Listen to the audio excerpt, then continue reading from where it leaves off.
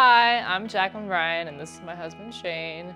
We shoot ELR, and right now we've brought in our 375 Shytech rifle that we use to shoot our ELR matches with. This is actually my rifle. Shane shoots his own, and then we spot for each other. So I shoot, Shane spots, and when it's his turn, he shoots and I spot.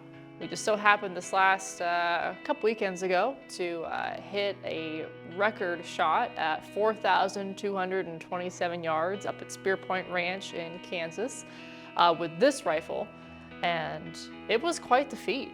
So we wanted to bring it in and talk about it and show a little love to Athlon, because this is what we were using to shoot and hit a couple of really profound targets out there. So I wanted to come in and show you it and talk about it a little bit. We've got tons of questions on the setup online. We posted just a little bit, and it's been questions that we couldn't answer, so we figured making a short video would be great, kind of going over some of our stuff.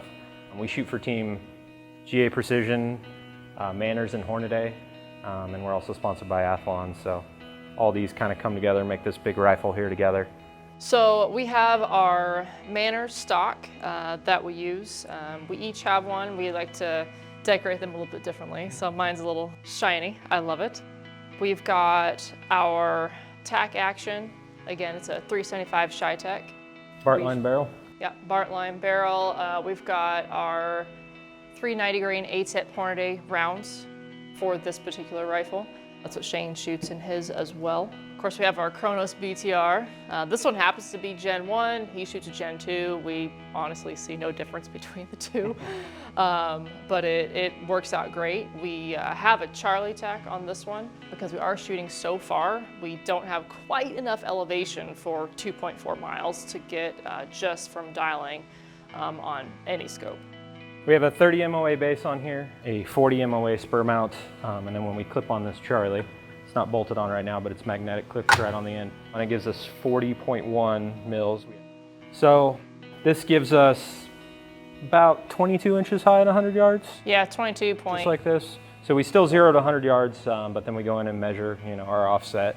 That allows us to use the full elevation in this scope. So we get 32 mils out of this scope. We can dial pretty much 2 miles without needing anything additional on there. So we can go to a match. 90% of the matches we shoot in the year kind of end about 2 miles. We can dial the whole way just using this scope alone. After that, for this 4,000 yard shot, we need to clip this bad boy on, and we're good to go. We actually set this a few years back here at Athlon. They have a machine that they measure all their scopes with and do the tracking. They were nice enough to let us pop this bad boy on there. We did the tracking with it, set it exactly how we wanted, so we know the exact amount of elevation we get when we clip it on there.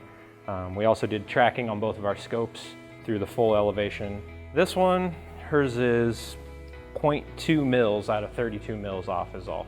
So that full elevation, it's like a 99.5% is what we use. But it's repeatable. So as long as we know exactly what it is for literally 0 to max out, we know exactly what difference it is, and it's so small, but repeatable every single time. So I have also an Athlon, the Gen 2 version, and mine's 1/10 of a mil off out of the 32 mils. I have a tangent theta that we ran through that. It was about 3/10 of a mil off on that one. Any scope, when you go through the full range, you're gonna get a little bit of variation in there doesn't matter the brand. The main thing is to know exactly what it is, and it doesn't matter. A normal out to 1,000 yards, you dial 10 mils, there's no difference. But when you're going 2 miles, every little tiny thing matters. So it's good to know. And that kind of covers all the equipment. I'm gonna go through the match a little bit. On our typical ELR match that we shoot, there'll be a string of fire that you shoot, and then you wait, and other people shoot, and then another string of fire, and then you wait, and so on. So generally, you'll shoot about 10 rounds over a course of 6 minutes. Usually that means 5 rounds at the first target and 5 rounds at the second target. And then you're done for that array. And then when it's your turn again, you go up again and shoot 5 rounds at the next target, and 5 rounds at the farther target from there. So you work your way out progressively. The idea being that you can use your wind call from your first target with 5 rounds to then use for your second farther target at that array for 5 more rounds. But then usually you have enough time between your first array and your second array that the wind will change. The wind changes fast anyway, but sometimes it changes very, very drastically. Between shots? Between shots sometimes, yes. But especially over the course of the day. So if you shoot a match starting at 8 a.m. and the wind is, I don't know, a normal Kansas match for us, maybe at 8 a.m., maybe 7, 8 mile an hour, that early. Then as you get into 10 a.m., 11 a.m. and so forth, the wind will pick up dramatically, and from different directions depending on the weather conditions. So it's very rare you can take your first windage for your first targets that are close and use them for your far targets that are far, and usually in different directions as well, which also matters when you're shooting those distances. For this particular match, I don't remember the ranges. We had a little bit of hiccup early on in the morning with hers. Yes. Everything matters. We started past a mile, so yeah, a little bit of a weather situation, just the setting. I had one setting in my phone app that I use turned off when it should have been turned on. I shot first and realized that it wasn't quite where I needed it to be, and at that small targets and at that range, it made a difference. I was able to, through those first strings of fire, correct and get on target. But as far as your first string being 10 rounds and you only hit, we lost a lot of points. I don't know, 1 or 2, it's not enough to really, break any points records as far as that's concerned. Thankfully, we were shooting as a team. So I went and was just, what the heck is going on? Something's wrong. It's consistent. I just can't figure out what's happening.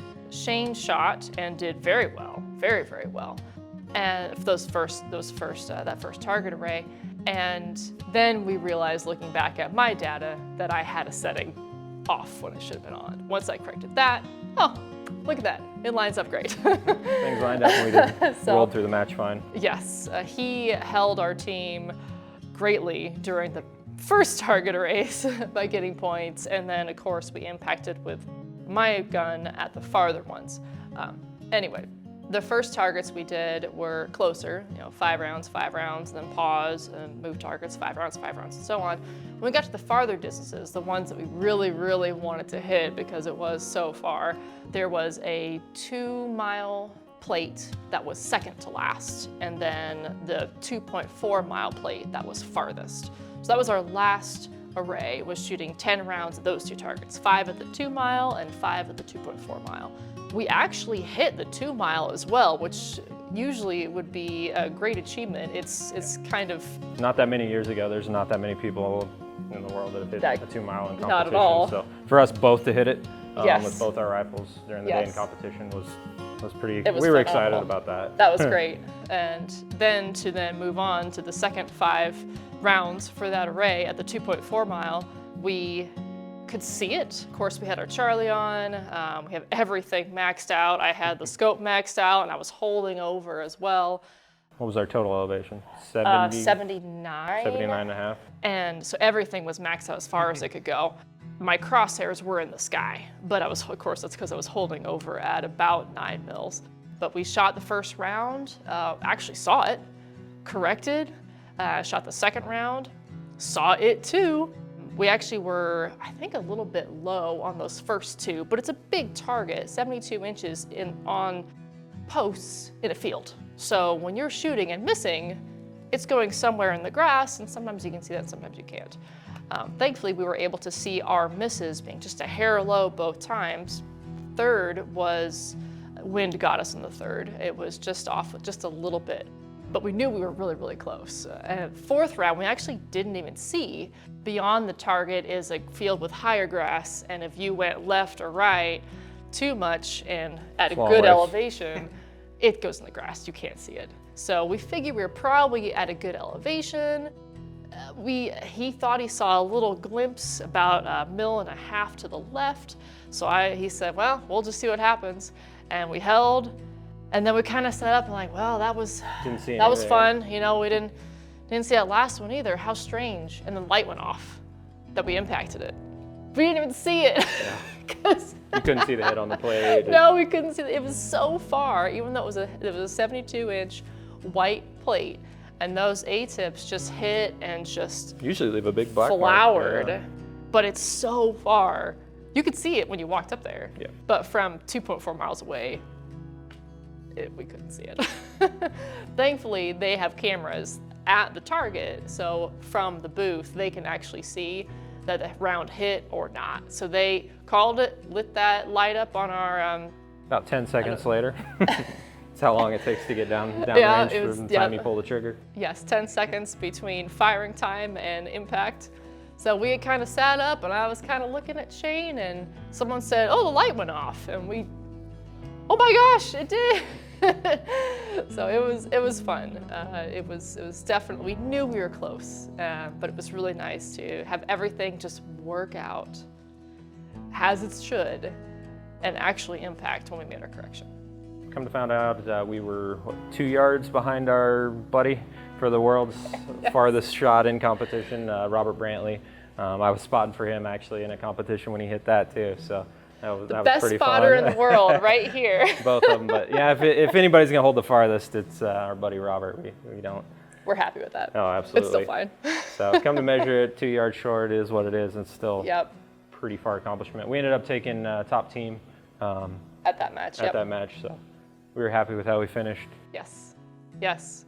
With a similar setup, both Athlons, both separate rifles hitting 2 miles, and then one just got that 2.4. It was beautiful. There's a lot of big teams out there. It's just Jaclyn and I. We do our own thing and hang together, and we seem to do pretty well as a team together. So Yep, works out nicely. But it wouldn't happen if it wasn't for people who could come together whole system. with products that work and make something that works consistently.